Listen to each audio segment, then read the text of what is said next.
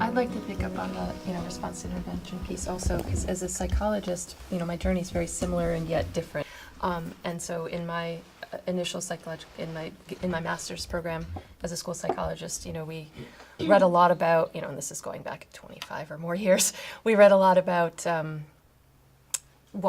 wait to fail, the wait to fail model, right? So, as a school psychologist, I'm being trained to diagnose learning disabilities, and the critique was, at that time, they had to fail long enough, hard enough in order to qualify, right, for us to catch them.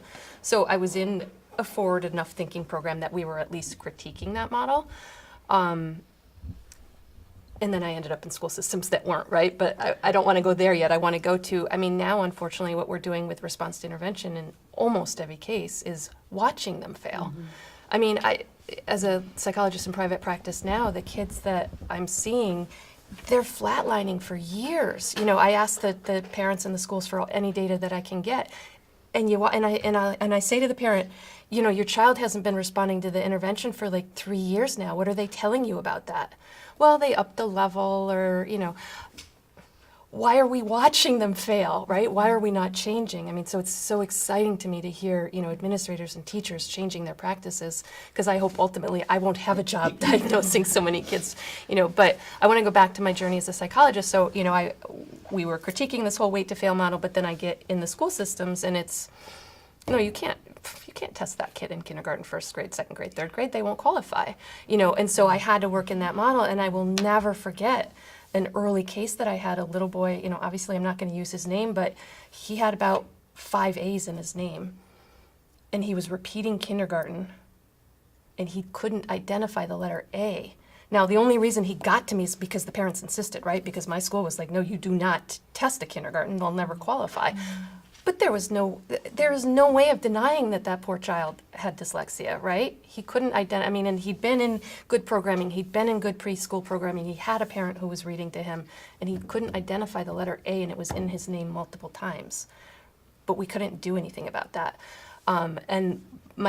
That was one of my turning points, and one of my biggest turning points in my career as a psychologist, which made me go back and get more training, was, I did all my fancy diagnosis, and I'd noticed that a lot of kids were referred to me for behavior problems, really had learning or reading problems, and I'm sitting at a table explaining my results to the special education committee, which of course includes the referring teacher, and I say, he has a learning disability in reading.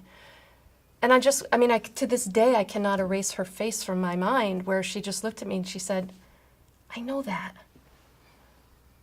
I want to know what to do, right? Think about, as teachers, you were doing the best you could, and then you send them to the next level thinking that person knows.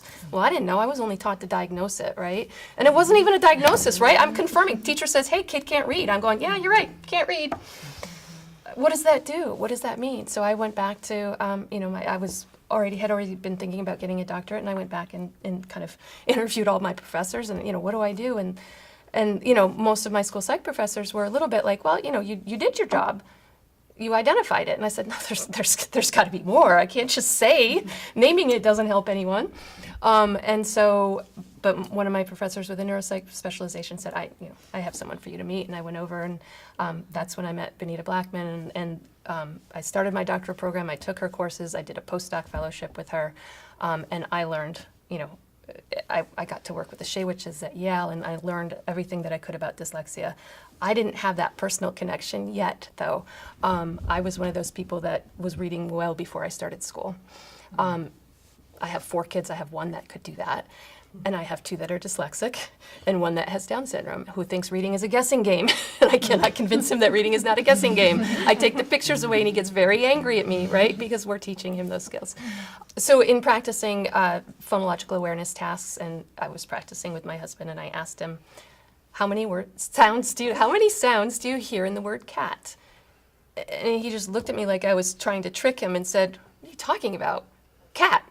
1 sound in the word cat. And I already had a suspicion. He's one of the brightest people I know, but his spelling is poor, and he reads a lot, but he reads very slowly. When we had children, which we didn't at that point, he couldn't read out loud to them.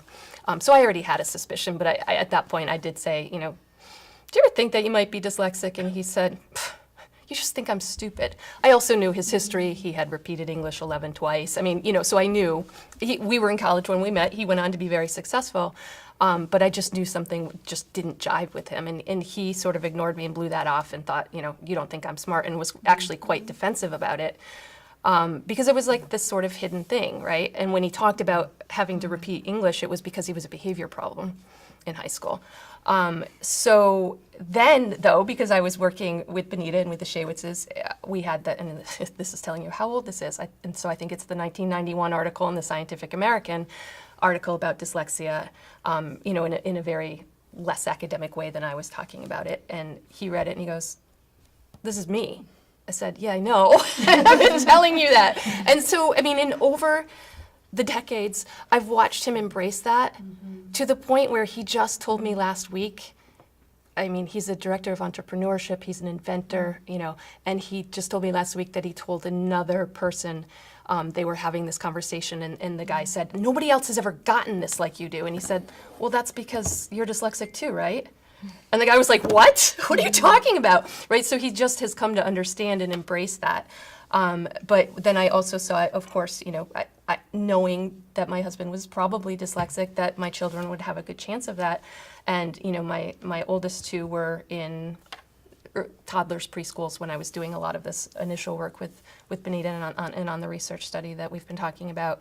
And so, you know, we had a long drive. They went to, you know, half hour to their daycare, which was where I worked. And we did word games in the car constantly. I mean, we sang and we rhymed and we broke sounds down and we did that, and it was just a natural part for them. Those two oldest children are my two dyslexic, but I kind of call it like dyslexia narrowly averted, because the one is an avid reader, reads nonstop, but to this day, when she, I mean, I have to help her, she's an artist, and I have to proofread her work because she puts the letters in the wrong order. She has all the right letters in the wrong order. And so she has that sort of different kind of compensatory style. And then my next oldest is just reads very slowly, avoids reading, listens, learns everything by audio, text, or videos. Anything, you know, is rebuilding a car, you know, is going to an Ivy League college next year, but really is not much of a reader. And if you look at his writing, you know, I have a hard time not being embarrassed for him, because it's so ingrained in us, as someone was saying earlier, right? It's so ingrained in us to judge people by their reading and by their writing.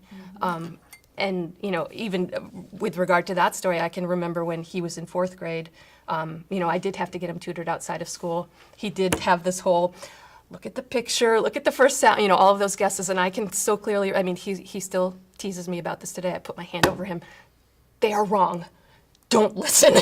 They are wrong, you know. And his 4th grade teacher kind of, you know, they were split between science, and his science teacher had him just for science, and his other teacher had him for reading. And he was in the, you know, the low group being monitored for his reading because of his fluency issues. It was, of course, an underlying decoding issue, but we were working on that part outside of school. And his science teacher happened to see his folder in his reading teacher's room and go, "Wait, what?